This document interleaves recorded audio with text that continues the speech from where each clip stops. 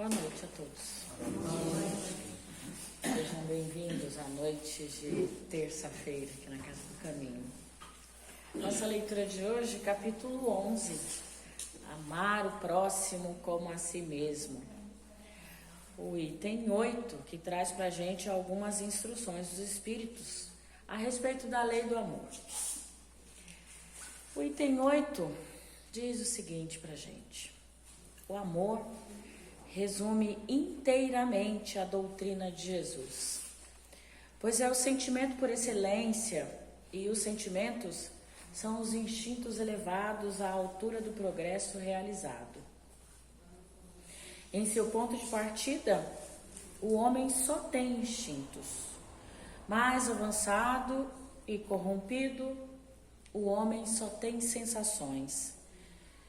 Lá adiante, instruído e purificado, tem sentimentos. E o amor é o requinte do sentimento. Não o amor no sentido vulgar da palavra, mas este sol interior, que condensa e reúne em sua ardente fornalha todas as aspirações e todas as revelações sobre-humanas.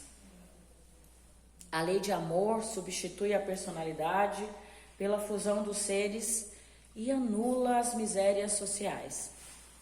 Feliz aquele que, ultrapassando sua humanidade, ama com imenso amor a seus irmãos de sofrimentos.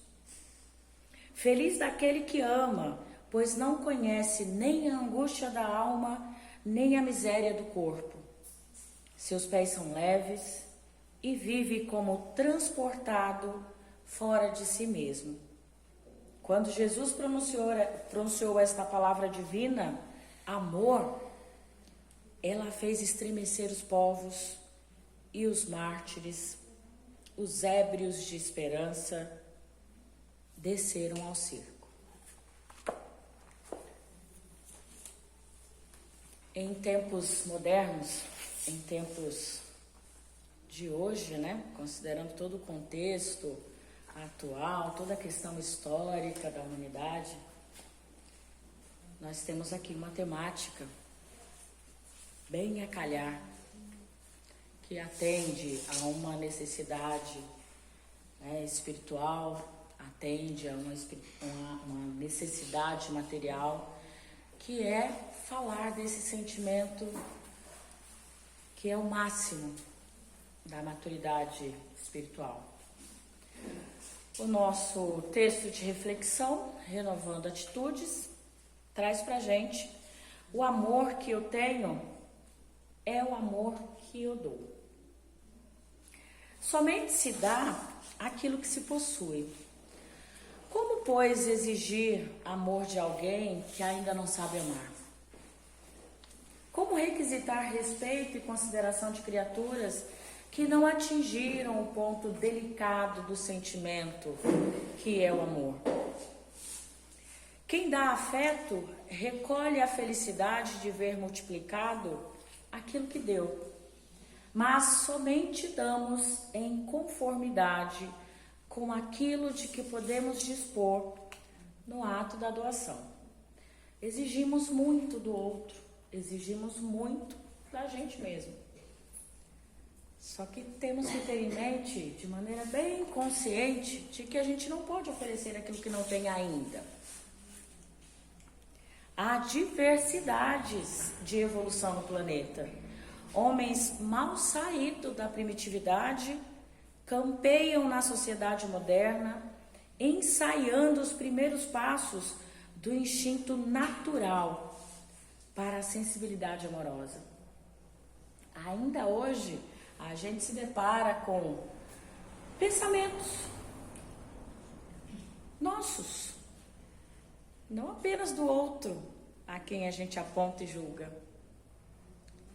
Pensamentos que traduzem sentimentos ainda muito primários. Eis aqui uma breve relação de sintomas comportamentais que aparecem nas criaturas, confundindo o amor que liberta e deseja o bem de outra pessoa com a atração egoísta que toma posse e simplesmente deseja.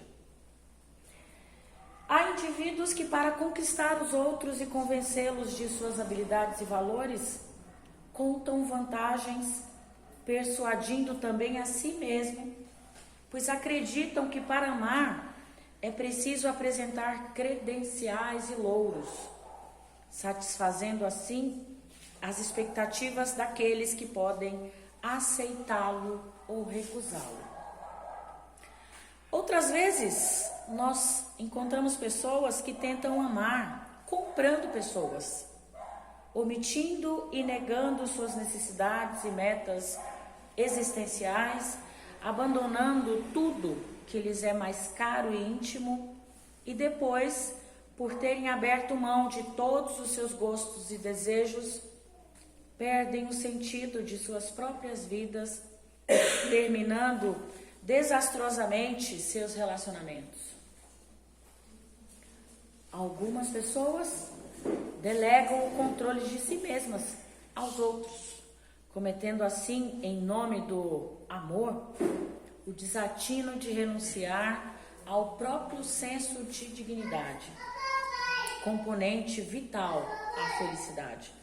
Não é de se surpreender que essas pessoas, elas vivam sozinhas, vazias e torturadas intimamente, pois tornaram-se um nada ao permitirem que isso acontecesse, que o outro controlasse sua vida e assumisse as suas responsabilidades. Que, aliás, esse vitimismo, essa permissão do controle do outro, ela na verdade nos exime das responsabilidades que temos. Porque daí depois, quando tudo der errado, eu vou dizer que foi o outro que fez. Que tudo deu errado porque o outro estava no controle e que você não tem culpa de nada. Outros tantos usam de mentira, encobrindo realidades e escondendo conflitos, convictos de que têm de ser perfeitos para ser amados, temem a verdade pelas supostas fraquezas que ela possa lhes expor diante dos outros. Acabam fracassados afetivamente por falta de honestidade e sinceridade para consigo mesmo. É a mentira que você passa para o outro e acaba acreditando na própria mentira. É a máscara que você coloca e chega um momento da vida de que ela está tanto tempo ali que ela gruda. Certas criaturas afirmam categoricamente que amam, mas tratam o ser amado como propriedade particular.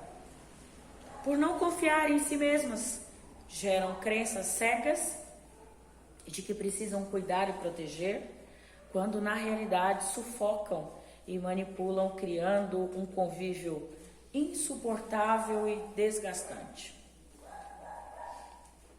Que tipo de pessoa eu sou? Em que momento evolutivo eu estou? Eu sou aquele ser, aquele espírito ainda no começo, onde apenas funcionam os meus instintos, ou eu já tenho desenvolvido alguns poucos sentimentos? Ou, e melhor, eu sou aquele espírito que está num grau, num nível de maturidade mais elevado e eu já sou capaz de amar. O amor que não aprisiona, o amor que não julga, que não culpa, o amor incondicional, o amor que quer ver o bem do outro, o amor que nos leva a ser feliz com a felicidade do outro, mesmo que não seja o meu dia de estar ou de ser feliz. Uma das características mais tristes dos que dizem saber amar é a atitude submissa, dos que nunca dizem não, convencidos de que, sempre sendo passivos em tudo, receberão carinho e serão estimados. Como é difícil dizer não para as pessoas que a gente ama. E nós falamos isso em alto bom som, Só que a gente tem que chegar à conclusão de que dizer não pode ser um sinônimo de muito amor. Ou não pode ser exatamente a palavra que o outro, a quem eu digo amar muito, precisa ouvir no momento. E que essa permissividade, essa passividade de aceitar e de estar sempre se deixando à disposição, talvez a gente não esteja amando de fato. E aí a gente volta aos nossos filhos, às crianças, às quais nós assumimos a responsabilidade no seu processo de educação e de evolução espiritual. Às vezes permitir que a criança coma uma caixa de chocolate só porque eu sou avó, e a avó pode tudo, né? Ou tomar os 2 litros de sorvete de uma vez, só para não ouvir a birra da criança, do neto, porque vó é para isso mesmo. Enfim, ou só para não entrar num processo de indisposição, para não ouvir o choro, o espernear, ou para ver a cara de satisfação da pessoa ao nosso lado, porque é muito melhor ver a cara de uma pessoa que ficou feliz com o sim do que a cara emburrada e de bico da pessoa que recebeu um não. E aí a gente tem que parar para pensar. Temos dito apenas sim para as pessoas que dizemos amar? Temos dito sim quando na verdade deveríamos, porque a pessoa precisaria do não? Então, uma das características que a gente tem dessas pessoas é de que elas são convencidas de que sempre devem ser passivos em tudo. E que isso garantirá que o outro vai gostar mais ou menos da gente.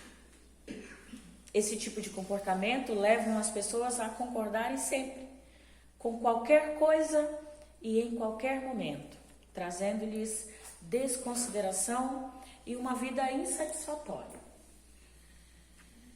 Requisitar dos outros o que eles ainda não podem dar é desrespeitar suas limitações emocionais, mentais, espirituais, ou seja, não considerar a sua idade evolutiva, a sua maturidade espiritual, não considerar que cada um tem o seu tempo, o seu momento.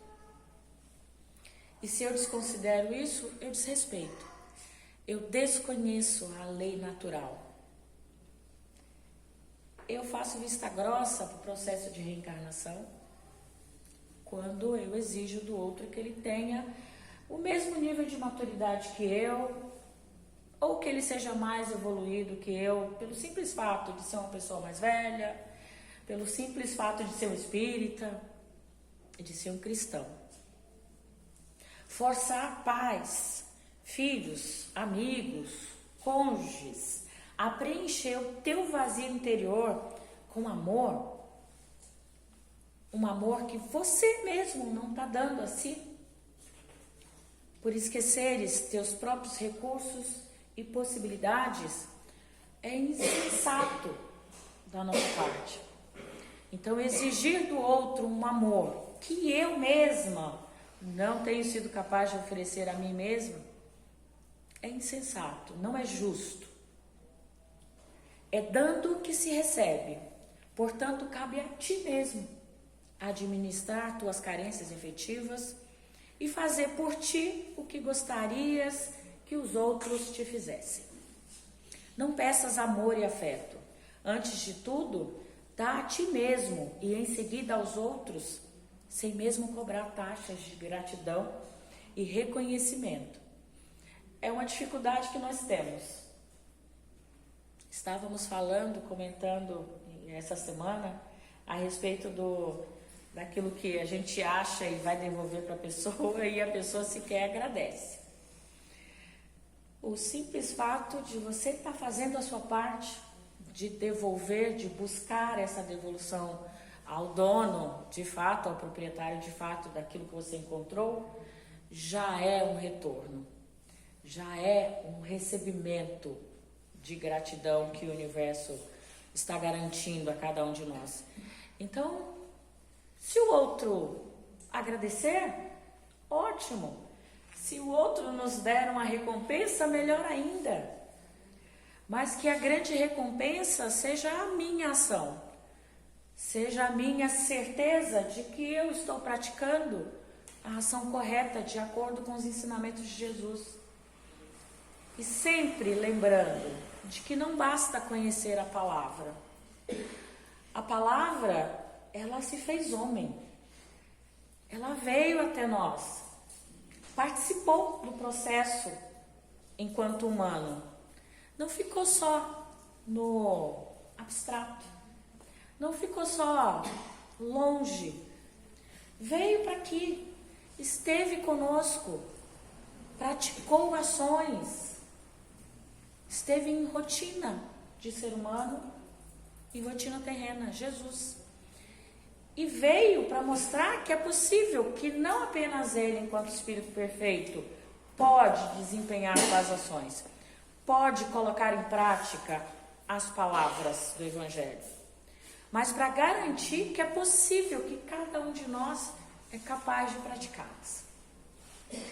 Porque ao contrário do que a gente desacredita, sempre dizendo que Jesus está tão distante, que é algo tão longe, que torna impossível de chegar perto em prática, em ações. Mas ele deixou claro que a gente tem um caminho a seguir e que esse caminho vai nos levar à perfeição. Vai ser perfeitos.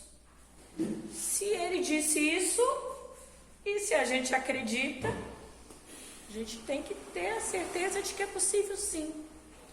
Por mais que a gente esteja distante disso, por mais que no nosso processo de evolução, a gente ainda esteja muito próximo lá aos instintos, infelizmente. Mas os poucos passos que estamos dando é no sentido de apuração dos nossos sentimentos, de trazer à tona as nossas melhores ações e colocar em prática aquilo que Jesus nos deixou como legado, né? Então, quanto aos outros, sejam eles quem forem, responderão por si mesmos conforme o seu livre-arbítrio, conforme suas escolhas e o amadurecimento espiritual. E a nós cabe dar o melhor e exercitar isso.